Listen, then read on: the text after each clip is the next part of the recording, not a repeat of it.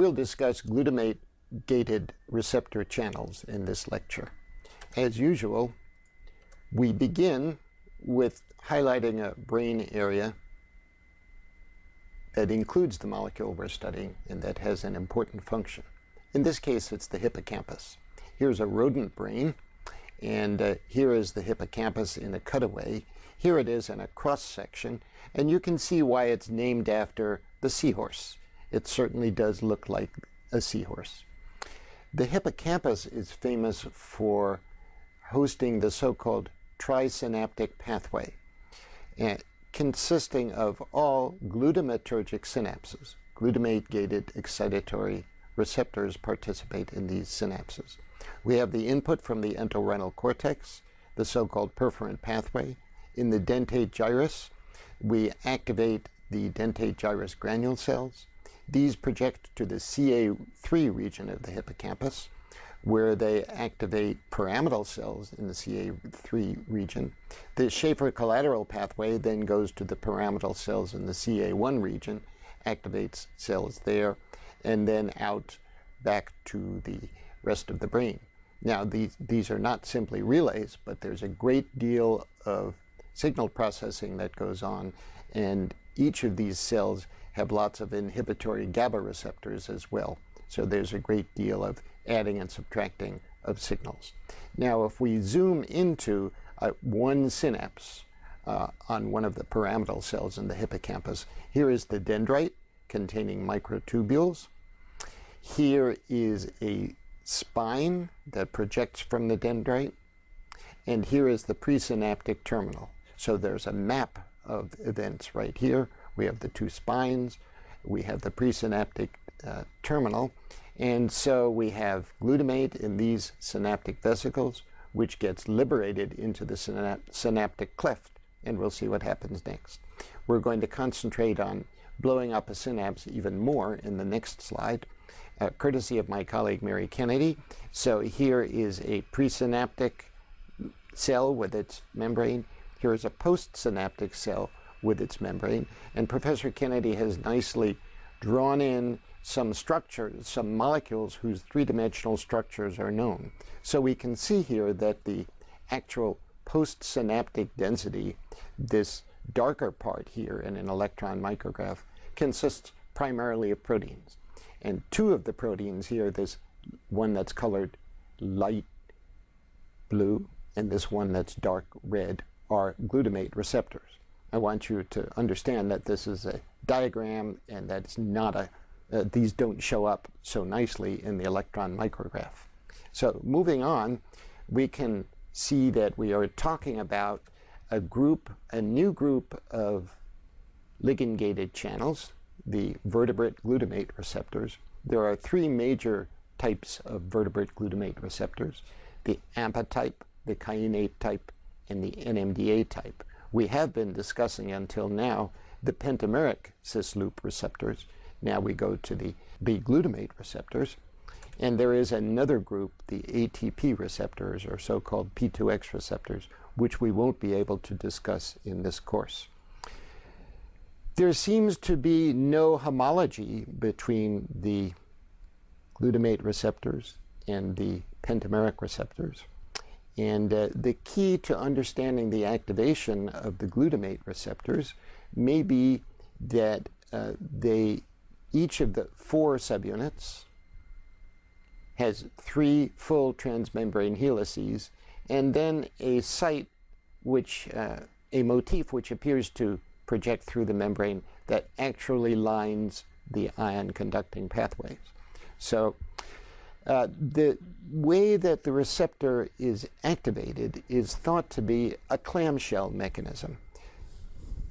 The agonist comes and binds between two domains of a receptor, and this produces the conformational change that eventually gets propagated to the gating region, which is somewhere around here. The channel opens, the sodium and potassium ions, again, think they're just flowing through water, and we have an excitatory postsynaptic potential. So 3 transmembrane helices per subunit, here's one subunit, 4 subunits, and we imagine that the whole thing looks like this. There are now high-resolution X-ray crystallographic views of glutamate receptors. There are also G-protein-gated glutamate receptors, not G-protein-gated ligand ion channels, and we'll talk about those in a future lecture. But for the moment, we're talking about the glutamate-gated ion channels. You've seen a picture very similar to this when we talked about nicotinic receptors. We talked about the reversal potential, and we talked about the fact that there's an equivalent circuit, and the fact that we can understand a little more by using an equation. And so all of those concepts also apply for glutamate-gated channels. The reversal potential for glutamate-gated channels is around 0. And so it's not a true equilibrium or Nernst potential, but it does depolarize cells, and therefore it does cause cells to fire spikes. Now, a key member of the glutamate receptor channel, and the only one for the moment that is the target of drugs used by people, is the NMDA subtype of the glutamate receptor. The NMDA receptor is perhaps the most complicated of the glutamate receptors. It certainly has the largest intracellular region, and it has various motifs that we'll talk about in a moment. Here are the 3 transmembrane helices that go all the way, and here is the folded, perhaps P region, the pore region, that actually does the ion selectivity. Remember, there are 4 subunits, and so this is just one of them.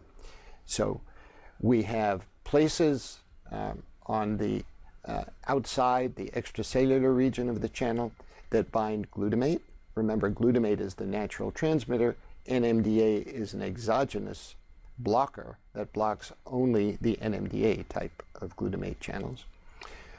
There is a site that can get oxidized or reduced. There are sites that can be glycosylated. There's a proton binding site.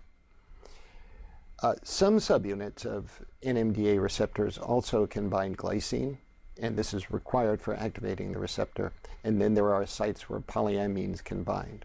But in many ways, the hero of the story is the plain old magnesium ion, because most of the time at the resting potential, the NMDA receptor is blocked by hosting a magnesium ion that gets stuck in the channel. And so what is it that opens the channel? NMDA receptors are coincidence detectors, and as you learn from other neuroscience courses, they are vastly important for memory and learning because of this coincidence detection. The channel opens when only 2 events happen concurrently. One of them is the binding of the glutamate, and the other is a change in the membrane potential, so that the inside becomes less negative, more positive, with the result that the magnesium ion is repelled from the channel to the outside.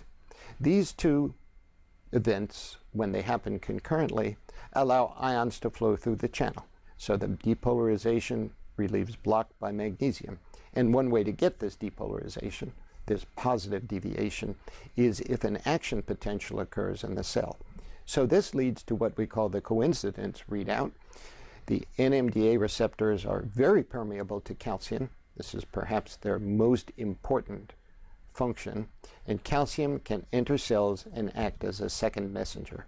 And so NMDA receptors actually become the coincidence detector that Donald Hebb suggested more than 60 years ago would underlie memory and learning. So there are only a few glutamate receptor drugs in present practice. The pharmacology, the useful or the recreational pharmacology of glutamate receptors is rather limited. But here is an important aspect that's the topic of great interest. It's the NMDA blocker ketamine. And we know that ketamine acts within 2 hours as an antidepressant. Current papers suggest that this is because ketamine comes in and blocks the NMDA receptor. And because the NMDA receptor is so permeable to calcium, this reduces basal levels of calcium flux into the cell. I should point out that this is all taking place in a dendrite. because the dendrite contains endoplasmic reticulum and Golgi. So the decreased calcium flux changes the state of kinases. This changes the translation of mRNA for several proteins in the endoplasmic reticulum, particularly brain-derived neurotrophic factor. And the result is that we get an increased synthesis of BDNF. We get more DNF passing through the exocytotic pathway. More DNF gets secreted, and it is thought that part of the basis for antidepressant action is increased secretion of brain-derived neurotrophic factor and other growth factors. Now, you'll notice that there is a large blank area on this slide, and I'm not going to fill it in now, but about 2 weeks from now, we'll fill it in, and we'll show you how I postulate antidepressants work, slightly different from this mechanism. Another important aspect of this slide is that we have introduced the concept of channel blockers as important pharmacological entities. And we are going to spend the next lecture discussing channel blockers and how they work.